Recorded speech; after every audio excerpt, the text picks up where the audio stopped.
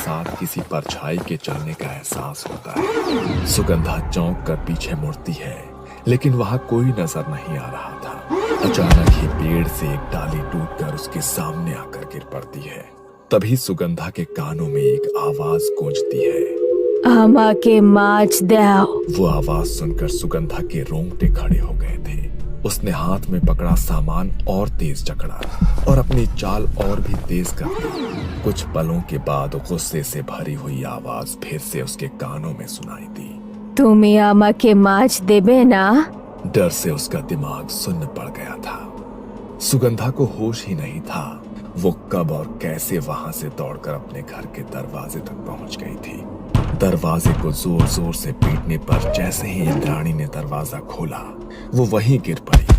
किसी तरह उसे कमरे तक ले जाया गया, जहां उसने अपनी सारी आप बीती सुना दी। ये सब उस भुवन की वजह से हो रहा है। उसने ही डर बैठा दिया है दिमाग में। तुम आराम करो, अब से बाजार मैं जाऊंगी। बेटी की हालत ऐसी देखकर मंदाकिनी काफी परेशान हो गई थी। मच्छी भात बनाने की अब उसकी इच्छा ही नहीं बची थी। देर रात गए मंदाकिनी को रसोई से कुछ आहट सुनाई देने लगी। जब वो रसोई की ओर गई तो वहां का नजारा देख उसके पैरों तले जमीन खिसक गई। सुगंधा के हाथों में कच्ची मछली थी, जिसे वो आधा कच्चा ही खा चुकी थी। उसके कपड़ों और मुंह पर खून लगा था और वो इस समय किसी राक्षस जैसी डरावनी नजर आ रही थी। सुगंधा, ये क्या कर रही हो तुम?